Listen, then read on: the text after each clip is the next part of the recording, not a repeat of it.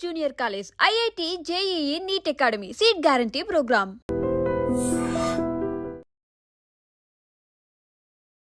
చిన్నప్పటి నుండి చదువు అంటే ఆ అమ్మాయికి చాలా ఇష్టం. అందుకే చాలా ఇష్టంగా కష్టంగా కూడా చదివింది. స్కూల్లో ఫస్ట్, అలాగే కాలేజ్లో కూడా ర్యాంకర్ అమ్మాయి. అలాంటిది ఒక్కసారిగా తన తండ్రికి తాను భారం కాకూడదు అనే ఉద్దేశంతో మనస్తాపానికి గురై ఆత్మహత్య చేసుకుంది శృతి కీర్తన. విశాఖ గోపాలపట్నం ఇందిరానగర్లో ఉంటున్నటువంటి ఆ కుటుంబం ఇప్పుడు తీవ్రంగా రోధిస్తోంది. ప్రస్తుతం మనమైతే విశాఖ కేజీహెచ్ మార్చరీ దగ్గర ఉన్నాం. ఆ బిడ్డ కోసం తల్లిదండ్రులు బోరున విలపిస్తున్నారు. మరెవ్వరూ ఇలాంటి నిర్ణయం తీసుకొని తల్లిదండ్రులకు తీవ్రని దుఃఖాన్ని మిగిల్చి వెళ్ళొద్దు అంటూ వారు ఆవేదన వ్యక్తం చేస్తున్నారు. శృతి కీర్తన వాళ్ళ పేరెంట్స్ మనతో పాటు ఉన్నారు. ఒకసారి మాట్లాడదాం. నమస్తే. చాలా బాధాకరమైన నమస్కారం అండి.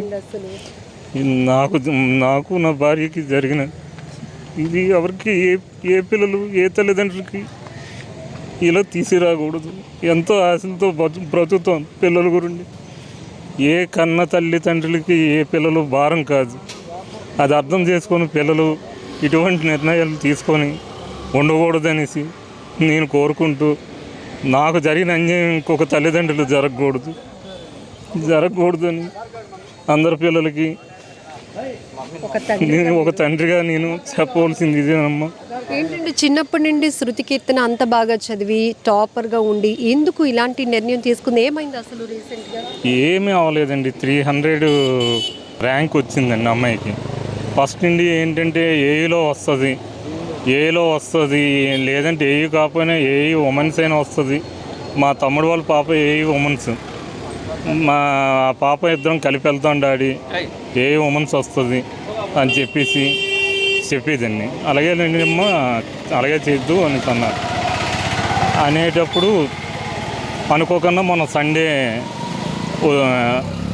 విడుదల చేశారు లిస్టు. అందులో రాలేదు, ఏ ఉమెన్స్ రాలేదు. రాకపోతే గాయత్రి ఉమెన్స్లో కొమ్మది వచ్చిందండి. మేము పాప కాంటాక్ట్ చేయడం, వాళ్ళని యాజమాన్యాన్ని వాళ్ళు చెప్పడం జరిగింది. అమ్మ అక్కడ 8 చూపిస్తుందని, 1,05,000 చూపిస్తుందని, కింద 0 చూపిస్తుందండి అని చెప్పారు. మరి పాప కూడా నాకు చెప్తే ఓకేనమ్మా అనేసి అంటే, డాడీ బస్సులో వెళ్ళిపోతానంటే, లేదమ్మా కాలేజీ బస్సు ఎంతైతే అంతా నేను పెడతానంటే 30,000 అని చెప్పారు. 30,000 కాలేజీ ఫీజు 5,000 కడితే సరిపోతుందండి మీరు ఇయర్లీ అని చెప్పారు. 35 అవుతుంది, ఫోన్లే ఈ బట్టలకి బుక్స్కి వాటికి కలిపి ఒక 50,000 అవుతుంది, ప్రాబ్లం లేదు పెడతానులే అమ్మన్నాను. తర్వాత కూడా ఒకవేళ పడకపోయినా నీకు ఇబ్బంది లేదమ్మా, 3 సంవత్సరాలు చదివితే 4,50,000 అవుద్ది, పెడతాం మేము ఎక్కడో దగ్గర తీసుకొచ్చి, నువ్వు చదువుకోమనేసి చెప్తే నిన్ను రిపోర్టింగ్ చేయడానికి వెళ్దాం డాడీ అన్నది. ఈ అమౌంట్ నా దగ్గర అనుకోకుండా లేకపోతే వాళ్ళ పిన్ని తీసుకొచ్చి ఇచ్చిందండి నిన్న మార్నింగ్. వాళ్ళ పిన్నికి మామూలుగా నేను ఫోన్ చేశాను, ఇలాగ వచ్చిందని. మా చిన్నాన్ని బాబాయ్ని అడుగుదామనేసి ఫోన్ చేశాను. ఫోన్ చేస్తే ఆయన రన్నింగ్లో ఉండి ఇచ్చేస్తే, నేను మార్నింగ్ మాట్లాడుతాను లేని పెట్టని ఇదే మాట మా మరదలతో చెప్తే, ఎందుకు నా దగ్గర ఉన్నాయో నేను ఇస్తాను అనేసి నేను ఉదయం తీసుకొచ్చి ఇచ్చింది. అమ్మాయి ఉంది, అందరం ఉన్నాం, మా మేనల్లు అందరం, నిన్న చుట్టాలు కూడా ఇంట్లో ఉన్నారు. అందరం కలిపి మాట్లాడుకొని 4:30 వరకు సరదాగా ఉన్నాం. 4:30కి నాకు షాప్ టైం అయిపోయింది, షాప్కి వెళ్ళిపోతే 5:30కి మా మిస్సెస్ మా అబ్బాయి కూడా షాప్కి వెళ్ళిపోవడం జరిగాక మరి పిల్ల కూడా వాళ్ళ మదర్కి ఫోన్ చేసి 6 గంటలు మాట్లాడింది. వేరే వాళ్ళు అమౌంట్ గురించి ఎక్కడ పెట్టాం మమ్మీ అనేసి ఫోన్ చేసింది. వాళ్ళందరూ ఎక్కడ ఉన్నాయంటే తీసుకొని ఇచ్చింది, ఉంటానని చెప్పేసి అన్నది. వాళ్ళ పిన్నికి కూడా ఫోన్ చేసి మాట్లాడింది, నాకు మటుకు ఫోన్ చేయలేదండి.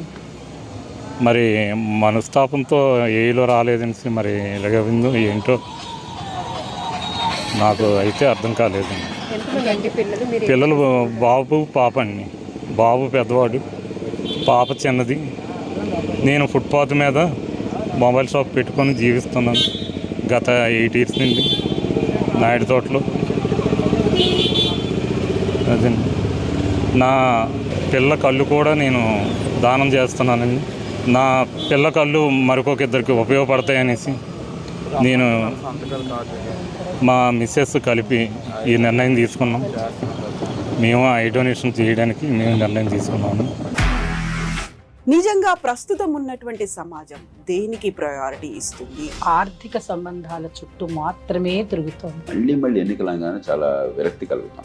మంచి అనిపిస్తుంది కదా, లేడీస్ కూడా ఛాలెంజింగ్ జాబ్స్ చేసినప్పుడు చాలా బాగుంటది. ట్రాఫిక్ అసిస్టెంట్స్ గా నియమించిన ట్రాన్స్జెండర్స్ అందరితో సాల్యూట్ చేయించుకుంటున్నారు. ఫుడ్ డెలివరీ ఇవ్వటానికి వెళ్ళినటువంటి డెలివరీ బాయ్ అనిల్ పై కళ్ళ ముందు పెళ్ళండి